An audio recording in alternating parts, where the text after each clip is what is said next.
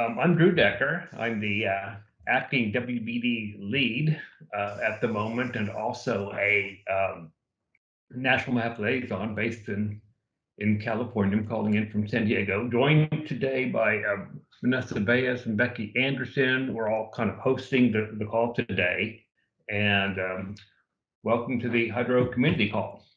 And today's guest is Michael Tinker. Thank you very much, Mike, for being here today, and away we go. Okay, thanks for having me. My name is Michael Tinker. I work for the USGS in the National Geospatial Technical Operations Center, NGTOC.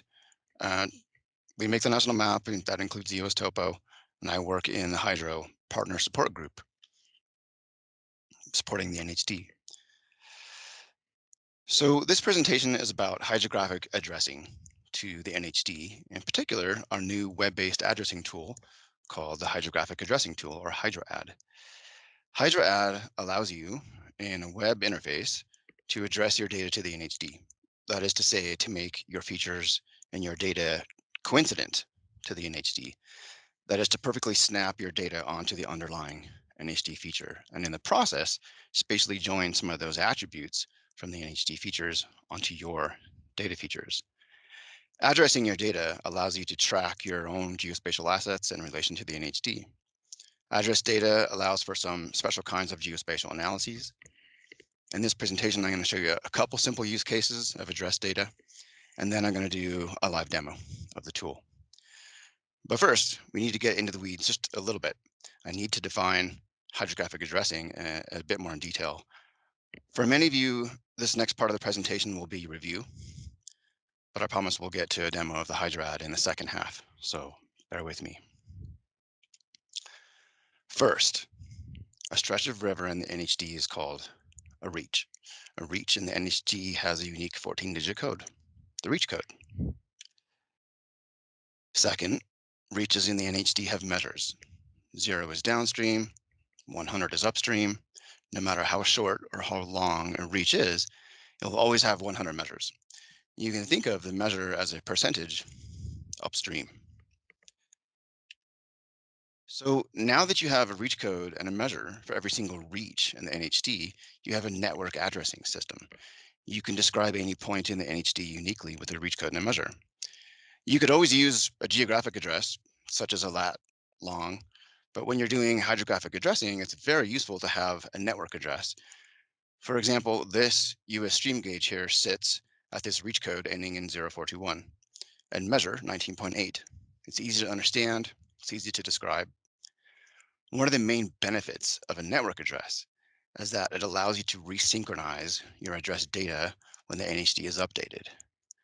The world is constantly changing, rivers move around. It's hard to keep up with the changes, but we do our best. We work with state partners to help us keep the NHD up to date. A network address with a reach code and a measure makes it easier to keep your address data in sync when the NHD is revised. That's what the HydroAdd tool is for. It allows you to snap your address data back to its original stream in case it moved during revision. There's other terms you're going to hear for addressing: linear referencing, indexing, linking. These all mean the same thing. The term event describes the actual address data. It's an old term. It goes way back to linear referencing on transportation networks. There's a bit of baggage associated with this term, but it's still very widely used in hydrography, and I don't think the word event is ever going to go away. Case in point, USGS has point events packaged in the NHD itself.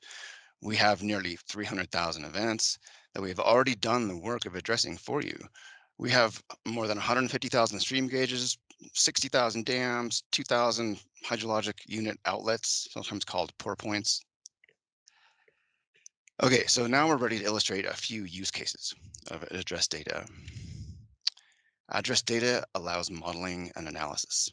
In this map, the width of the flow lines depends on its flow in cubic feet per second. This model is possible because we addressed USGS stream gauges.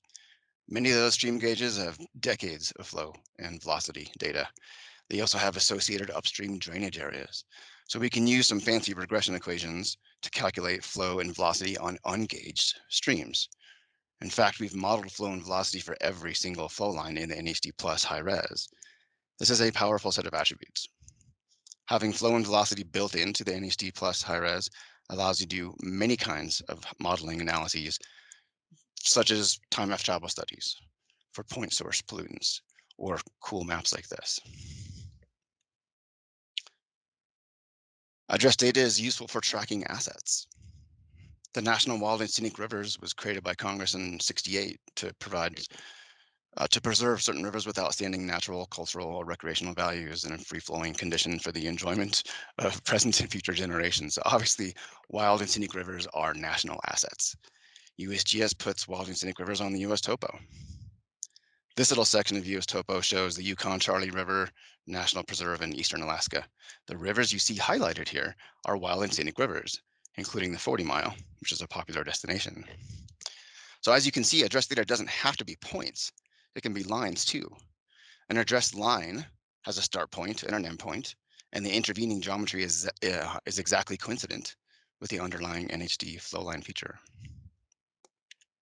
Here's another example, waters of the United States. The 1972 amendments to the Clean Water Act established federal jurisdiction over navigable waters, defined in the act as waters of the United States. That definition has undergone a bit of revision recently. It's likely to be revised again. But in any case, this little map shows a line event representing one of the waters of the United States, the Mississippi, as it travels through St. Louis. I know a couple different groups that are addressing waters of the United States designations to the NHD. Address data is useful for reporting. Speaking of the Clean Water Act, one of the objectives of the 72 revisions is the restoration and maintenance of the nation's water such that it be fishable and swimmable. Section 303D of the Clean Water Act requires states identify waters where current pollution control technologies alone cannot meet the water quality standards set for that water body. So every 2 years, every state's required to submit a list of impaired waters to the EPA for approval. States must establish the total maximum daily loads, the TMDLs, of the pollutants on that list. This little map shows the 303D listed streams in Central California. Every stream on this map is addressed to the NHD with a start reach code measure and an end reach code measure, and the intervening geometry is exactly aligned with the underlying NHD reaches. Address data can be polygons too. Here are Trinity Lake and Shasta Lake, two 303D listed impaired lakes in California. So the last point I'd like to make here is that you can address anything to the NHD: point source pollution, biological sampling sites, invasive species in riparian zones, recreational stretches of rivers, llama river crossings. You can address pretty much any hydro observation to the NHD, points, lines, or polygons. The question then becomes, what is your business need? How can we help you? Which brings me to HydroAdd. The Hydrography Addressing Tool, or HydroAdd, allows you to address your data, to edit, and to maintain it. HydroAdd allows you to synchronize your data when the NHD is updated. It's very easy to use. It works in a browser, and you are some of the very first people to see it. We are making the initial release of HydroAdd today, right now. Consider this presentation as an announcement of an initial release. So if you are a federal employee, you can use HydroAdd today. I'm going to say more about being a federal employee and using HydroAdd at the end when we get into the questions.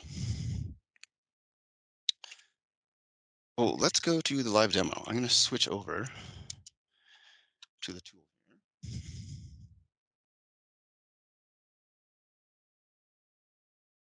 Okay, so when you first log in to HydroAdd, this is what you see. You land at my profile, and you see some of my service layers stacked up here. These service layers live at ArcGIS Online. You must use ArcGIS Online because that's where your service layers are going to live. So actually, why don't we log out just for a moment here. So when you first log in, you can log in with either DOI or ArcGIS Online. We are researching using login.gov rather than DOI. But in any case, you must have an ArcGIS Online account to log in with. So let's use that one to log in.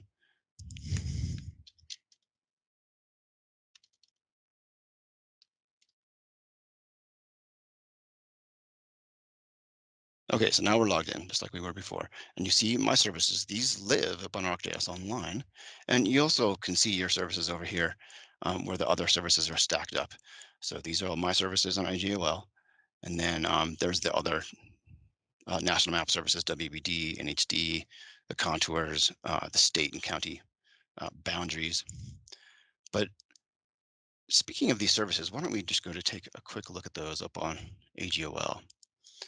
So when you share a map from ArcGIS Pro to ArcGIS Online, you share it to a group.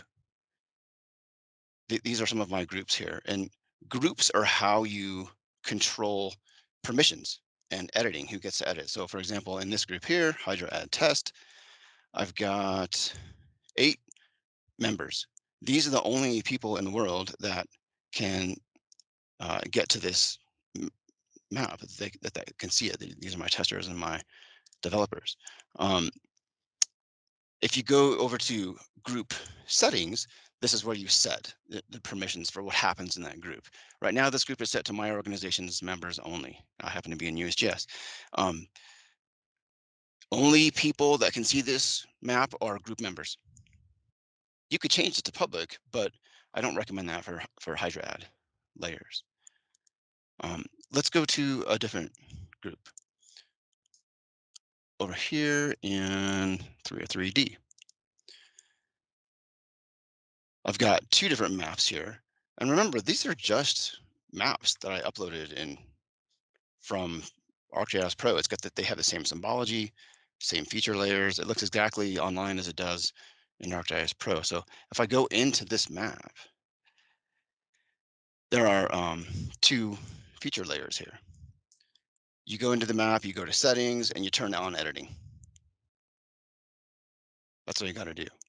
Editing is turned on here, this little checkbox here. So people in your group are allowed to edit this now. If you don't want people to have access or to be able to edit, then don't put them in your group. It's that simple. But here in this map, you see I have 2 feature layers. I'm going to go to one of them here, this one here, HydroAdd point. Go into that feature layer, and there's the URL for the web feature service. That's how easy it is to make an editable web feature service. It's editable the moment you share it to ArcGIS Online. So I'm going to copy this URL, and now we're going to go back to HydroAdd. And I'm going to add this to my profile. So hit the add new service, put your URL in here, and then call it whatever you want. I'm going to call it 3D points. And your data appears just like that instantly as they live and breathe on ArcGIS Online. So let's sort of go around the interface just a little bit before we get into the nitty gritty. HydroAdd has a bunch of different base maps. You got the National Geographic, US Topo are the scanned maps up through like 2006, which are really just beautiful maps. The World Topos and Esri product, World Imageries, Esri imagery, World Hillshade is an Esri layer. US Topo is of course NGTalk's flagship product, and it's just a gorgeous base map. We've also got Hillshade, which is the 3-depth elevation, and then there's Esri light gray and dark gray. You can also go none if you want to. I use all these when I'm addressing. The more, if you're in the addressing business, you just got to have as many as possible. So those are the base maps. So let's make some address data. So to make a new point, I'll just go over here and make a new point, grab my service. Let's do this one. And there's the schema. This is the HydroAdd schema. There's a few QC fields down here, and the rest of the schema looks very similar to what you would see if you're used to the HEM tool. So once you're at zoom level 14 or higher, you see the crosshairs appear. The crosshair is the editing cursor, and it follows your normal arrow cursor around. Except the crosshair cursor is always snapped to the nearest flow line. So if I just click somewhere on this flow line, you see that now I have a geometry. That's the XY. This is the Web Mercator projection, by the way. And there's my reach code, and there's my measure. If I click again, I'm going to get a different measure. If I go over here, I'm going to get a different reach code and a different measure again. So you can click as many times as you want before you save, just to make sure you've got it exactly right. So I'll put it here. And then the only thing you must have is a unique source ID to save it. It can be anything, anything. And then you save it. And then the label appears right there. There's your source ID on the label on the point. And then after you save, the form clears and you're ready to make another one. So let's make another one. Give it a source ID, blah, blah, blah. Save it. So to edit that, all you got to do is click it with the arrow cursor. So it's sort of, you got to be careful that your arrow cursor is clicking directly on the feature in order to edit that feature. And then the attributes come up. You see that there's already a reach code and measure, and it's got that source ID, but I'm just going to move it over here and then save it. It retains the source ID when you save it. And there's the move. To make a new line, I'm going to select a line feature class. Let's grab this one and make my start point. You see my start point and reach code populated. Make my endpoint. There's the endpoint, reach code, and measure. Wait just for a moment for HydroAdd to trace the geometric network. There's the trace. And then give it anything you want for a source ID. You've got source agency, URL, source dataset, feature type. All these are text fields that you could use, but you got to have a source ID to save. And there's the trace. There's the new line event. We can make another one. How about down here? Actually, you know what we should do is do a full reach. If you hit this button, use full reach, which is a very handy button because it allows you to do a single click to draw an entire line event. It draws it from measure 0 to measure 100 with a single click.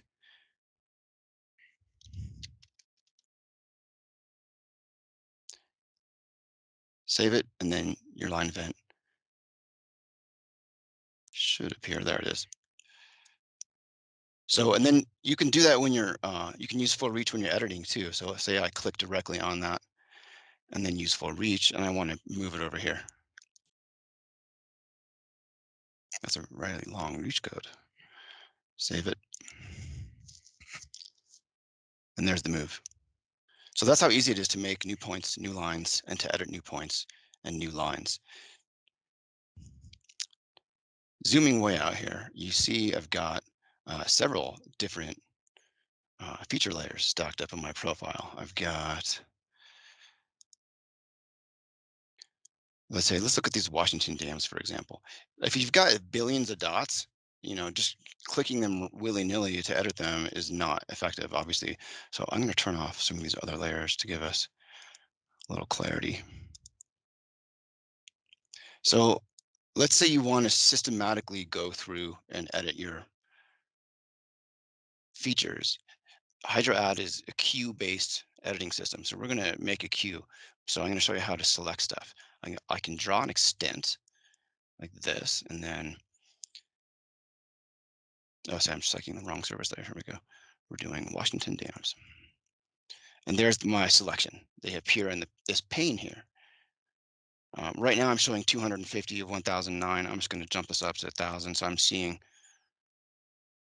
all 1000 in my list of 1009. So click the row to zoom to the feature.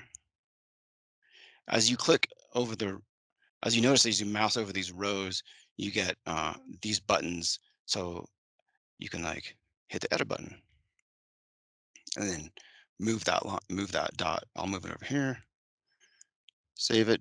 After you save, the point should update. And then because there was two dots stacked up on top of each other. They're interesting.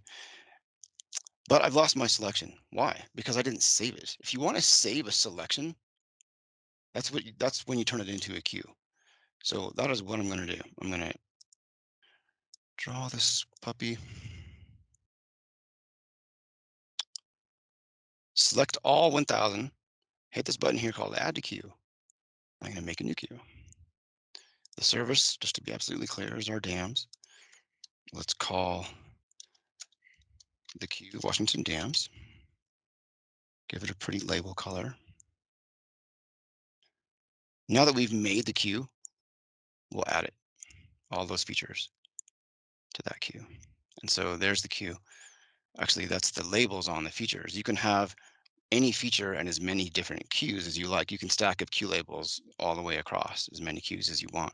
But go down to queues, and there's my new queue. So this is saved. You'll never lose this as a selection. You got yourself a queue now. Notice that all these are thumbs down. They're not approved. But I'll zoom to this one, take a look. If I get in real tight, I see, oh, you know what? It's not addressed at all. So let's hit the edit button, put it where it's supposed to be, save it. There's the move. And now you see I've returned back to my spot in the queue, but it's thumbs up. HydroAdd assumes that I've put it in the correct place and has approved it for me. Now, I could go to the trouble to like select all these and approve them all at once, but that wouldn't be effective unless you really know that they have reach codes. If you approve something that doesn't have a reach code, HydroAdd will squawk at you and say, hey man, you don't have a reach code. So let's do another one. We'll click this guy here. We'll edit. So you zoom to the row first just to make sure you're looking at the right thing. And then hit the edit button. Put it where it's supposed to be. This is probably pretty close. Give it a reach code. And you're dropped back into the queue. So I've got show approved and show unapproved checkboxes here. If I unclick this one, so I show unapproved only, this is how you work through a queue. That's the whole idea of queue-based editing. You set your queue to show only unapproved, and as you work through them, they become approved and disappear because you're not showing the approved ones. If you can make really fast time using this, working from a queue, you can do 600, 1,000 dots in a few days, even a day for like 500 dots.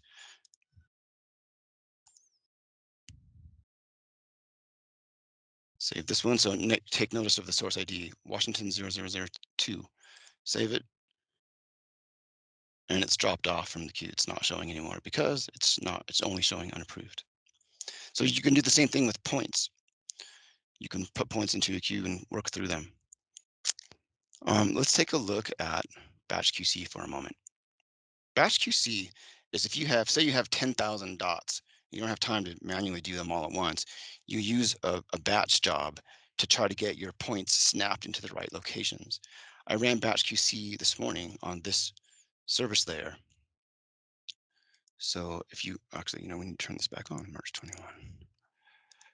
So this batch QC went through all 609, actually there's 609 in this queue, and it found the closest reach code within tolerance, and it gave it a thumbs up. This one here was outside tolerance. This one here was outside tolerance. What do I mean by tolerance? So let's actually make a batch QC job. Let's make a new one. I'm going to run batch QC on either a queue or a service layer. I'm just going to choose the entire service layer of Washington Dams. I'll give it Washington Dams. We'll give it a, say 80, let's give it a 100-meter tolerance and an 80-meter QC. What does that mean? A snap tolerance is just a buffer around your point. It will snap, HydroAdd will snap the point to the nearest reach code or nearest flow line within that 100-meter tolerance. But if it moves more than 80 meters, your QC tolerance, it's not automatically approved. If it moves less than 80 meters, it's automatically approved. So that auto approval is how you can really save time when you have thousands of dots that you need to QC. If your data has a reach code already, HydroAdd will honor that reach code and attempt to snap it to that reach code within your search tolerance. If you have a name, an official genus underscore name spelled correctly, it will snap it to that name if it's in your search tolerance. If your data have both reach code and a name, reach code takes priority. So, and I'm just going to create this job. Now batch QC is running, and you can run in the background while you're doing your work. But if we go back to this one here, this March one, and take a look at some of these results, this one was outer tolerance, but you can get details to figure out why, because it's not in snap tolerance. That's why it says right down here, not in snap tolerance. And let's find one that's approved. Get details on that. It was not in snap tolerance. It was not in QC tolerance, and the original reach code did not match. Let's go to this one.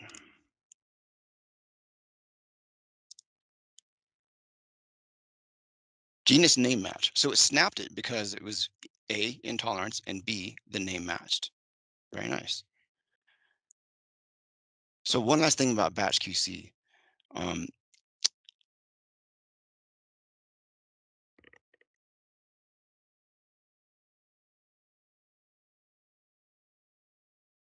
these are unpublished. What does that mean?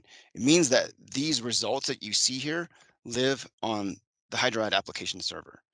Your data on ArcGIS Online is not updated yet. If I wanted to, I could say publish just this one, which is this one, as you see, is yellow highlight. So if I hit this button here, now I've just published that feature. And so now it will update here momentarily, but it's still publishing there. And you're actually updating your data as it lives on ArcGIS Online. So what this allows you to do is like run batch QC and examine your results and make sure they all look where they're supposed to be. And then you could publish. You could publish to update your service layer on ArcGIS Online, only the approved ones or only the unapproved ones or all at once. One thing that people are probably going to do is publish only the approved ones and then make a queue of those that are unapproved and then go back and fix those manually.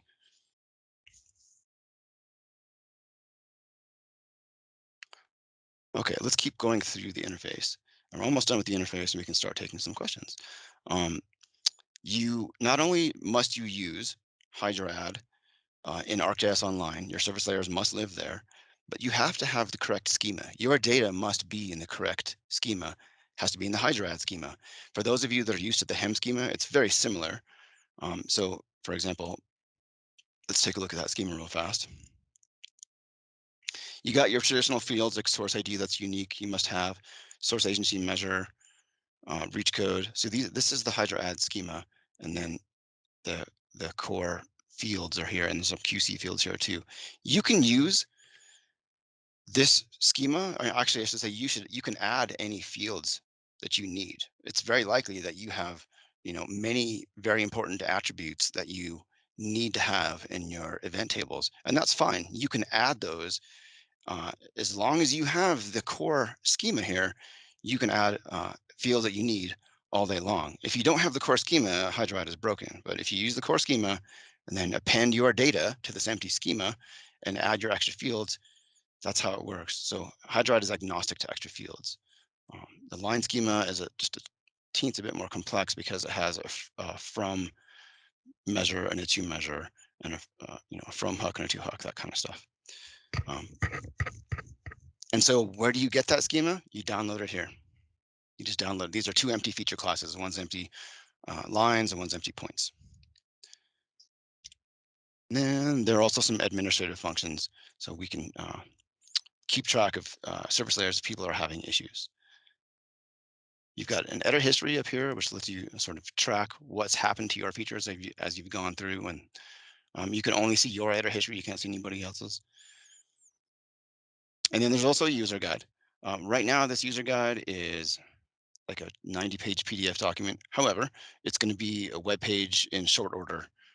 Within probably a few days, we'll have a URL that you can link to. Okay, I think that's a pretty good tour of the HydroAdd tool.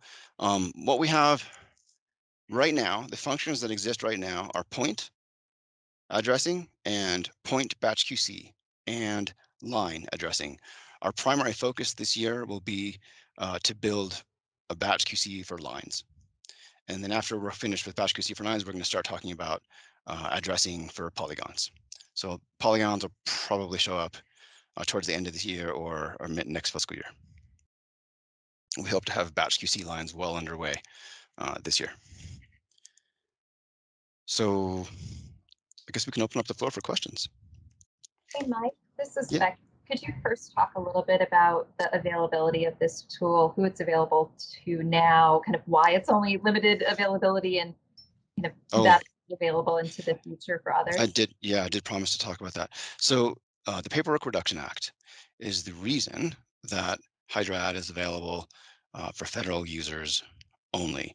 The Office of Management and Budget, the OMB, has to approve any kind of survey or website that collects data. This does collect data. It collects your username and it collects your email. Here's your email.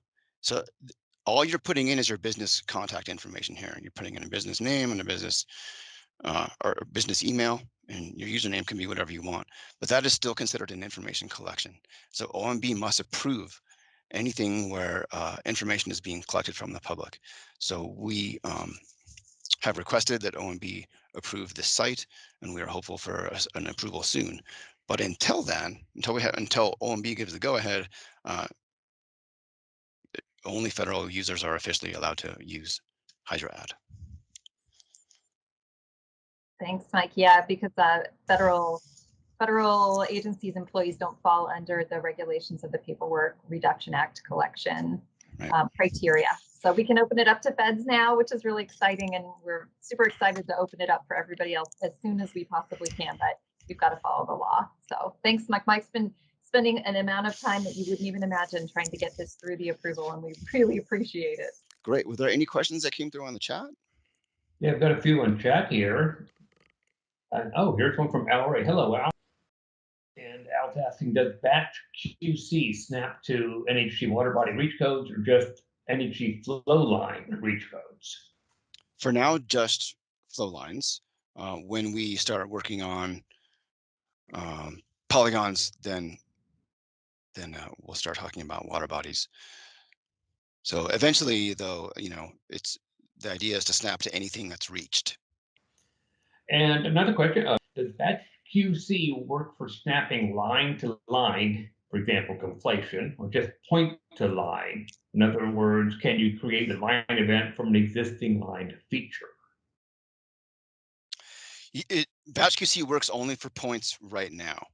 You can make a line event layer and save it or share it from ArcGIS Pro to ArcGIS Online. So you can have a line feature class and then you can do QC on it, but batch QC doesn't work for it quite yet. That's our big focus this year. So right now, batch is only for points, but I have a line layer here that 303D lines. I just downloaded a whole ton of lines from EPA Water's website and put them into the HydroAdd schema. And there's just tons of lines here. So what you could do is build yourself a queue and then go through and QC these manually. Unfortunately, it's only manual QC right now, but you could build a QC to manually eyeball these and redraw them so they're in the right place. But don't have batch quite yet so we can, if you zoom in real tight here, we can see that this particular, it's obvious that this was originally indexed to the medium res. You see there's greater sinuosity on the NHD high res lines there. Well, let's say you wanted to update this one. So I'm just going to click directly on it. There's my selection, which is pretty long. And then I'll turn on use full reach. And then I'll click the actual NHD high res line. There's the trace. And then see if we can save it. And that worked nicely. Well, I've just readdressed my line from the medium res to the high res manually. It wasn't a batch QC, but that's how easy it is to make sure that it's in the right place. Good question. Any others? Another question, can you have multiple events stored for the same location? Stream reach is class 1 trout stream and drinking water source and a scenic waterway, for example. Yes. Okay. You can stack up as many events as you would like on any given reach code. One thing to note about line events is that if like if you draw a line across multiple reach codes, you get multiple line events. This is what we call single route lines or single reach lines. So I can give you an example of that. If I make a new line, and let's say I start here and end over here, you'll notice that there are two different reach codes here. And then save it. So I've got actually two line events here. The proof is if I go to select, and there are two, and you can see when I mouse over that there's one of each. They both have the same source ID. So the way that HydroAdd draws line events, it breaks them at the reach codes, single route line events. And now if I wanted to, I could draw 15 more line events on top of that one, and I could put 100 point events on top of that same reach if I wanted to. Another question, will HydroAdd support multi-route events? No. Okay. If you would like multi-route events, you would draw them. Say you wanted a line event that covers the entire Mississippi. Start at the bottom and draw up to the top, and your line event would have the same source ID all the way up. At that point, you would have to go into ArcGIS Online and do a merge on source ID. So then you have one geometry instead of 100 different reach codes. And you can do merge operations on ArcGIS Online, or you could download it from ArcGIS Online, bring it back into ArcGIS Pro, and do your GIS over there. Hi, this is Jim Mitchell in Louisiana. You mentioned synchronize. So one of the huge problems with linear referencing is when the route reference system, in this case, I guess it's the flow lines, right? The flow lines are what the LRS is located on, right? Not the other NHD features. Is that correct? That's correct. So when those flow lines are edited by whatever updating process, measures will change. The event location itself doesn't change, the geometry, but its position on the LRS does. So is that what your synchronize is doing, and how does that work? So when I say synchronize, what I mean is it'll use an existing reach code, and it will find if there's a matching reach code within your snap tolerance, it will snap to that reach code. If the reach codes are different and there's no name, it will just snap to the closest one. So Okay, it's so go ahead. no, well, okay, so it's not actually tracking the change if the reaches are edited, in the normal NHD editing process that we have, because like there's hundreds of people out there that could be doing those edits. An event location is going to change. Its physical location doesn't change, but its position in the LRS does. Right. And So you don't have any way to really track that at this point. Is that right? right now,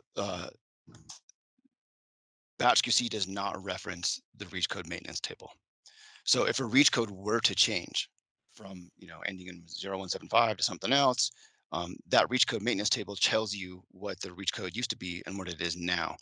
And like a true blue synchronization would look for that new reach code by referencing the reach code maintenance table and find the new reach code and snap it to the new reach code. HydroAdd does not get into that kind of complexity. What HydroAdd assumes is that if your dot is close to a reach code, it's probably the correct reach code. And it will snap to that closest one, even if the reach code is different. Now, that's why it really, really helps to have a genus name, because if the names match, it'll snap to that name.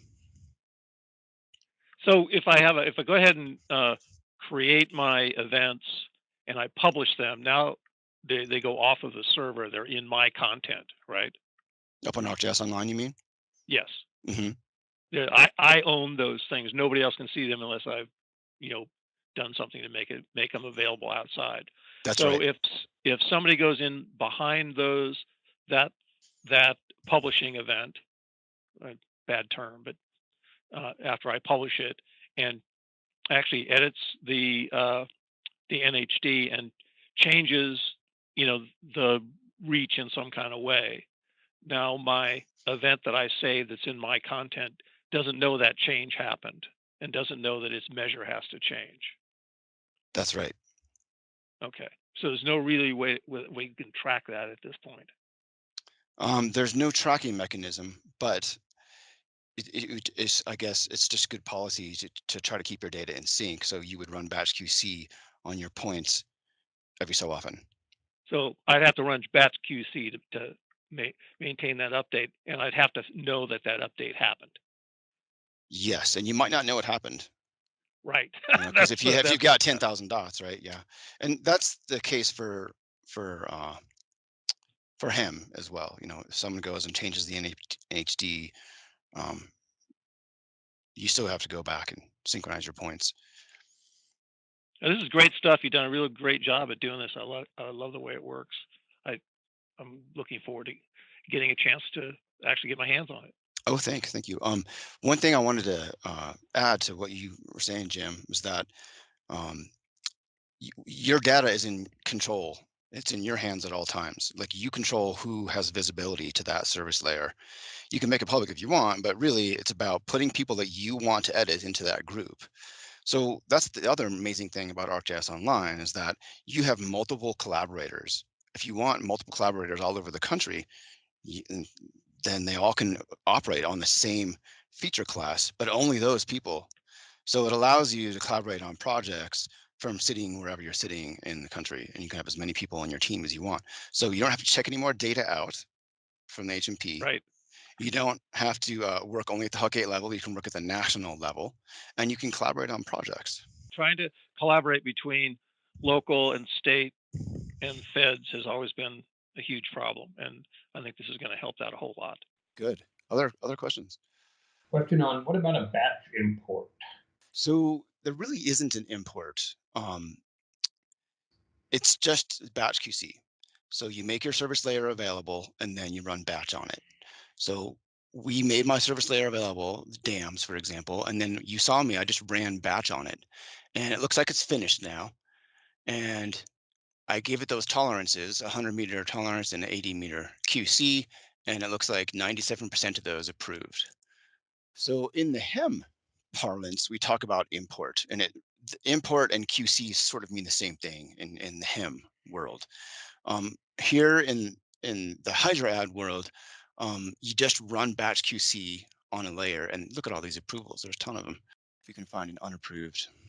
So if you were to publish now, you would overwrite your layers in ArcGIS Online. But until you publish, your data on AGOL remains unchanged.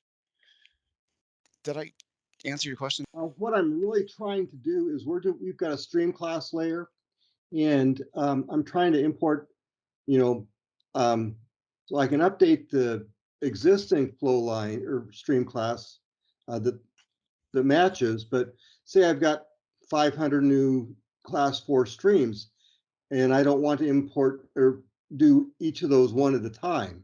How would I be able to select the flow lines and import those in a mass import? That's what I'm trying to do. I can do that with the HEM tools easily, but I don't see how that could be done here in this tool that you're showing here. Yeah, we don't have batch QC for lines yet. You would take your 500 new lines, share them out to ArcGIS Online, build a queue, and manually go through one at a time, all 500 of your lines. I mean, this is an initial release. We don't have everything I want yet. It's a strong release, but we don't have batch QC for lines yet. I know that's going to be very popular once we get it. And we got a question here on schema. Can additional fields be added, or must we use the established schema with no additional fields? You can add additional fields. So I'm going to click this point here to illustrate the core schema. The core schema has the source fields, which are text fields for your use. The reach code measure can't be overwritten. the reach spatial modify date, the last time that the underlying flow line feature was edited, and then the genus name, genus ID, and then some QC fields at the bottom. Now notice this here. There's an extra field called unique dam CD. That's a field that I added. It's the unique identifier that Washington State uses to identify their dams. I've used some of my test class feature classes with like 10 or 20 extra different fields. HydroAdd doesn't care. As long as you have these core fields here, you can add as many extra fields as you need. Okay, thanks. Will you be adding in the trace and distance controls that exist in HEM for linear referencing? We plan to add trace tools. So if you click a start point and do an upstream trace and then convert those to line events, or do a downstream trace and convert those to line events. We also want to add, if you say you draw 2 points, click a start and an end, and then trace those and turn those into line events. Okay, thank you. And final chat question, what's the maximum number of records you can batch at once? I don't know. I've Okay. done 2,000 and it took about 20 minutes. You can probably Okay. do as many as you want. I'll have to, I have a surface layer that I was working on. I just haven't run batch on it yet, but it's got something like 5,000 dots. Okay, thank you very much. Would like to mention something on the next call too while we're all here. That will be held on January 18th, I believe, getting back to our usual schedule. And Annalisa Stacy will be talking about the GeoPackage format. And we've got a couple other quick questions here. Will this replace the HEM tool for ArcMap?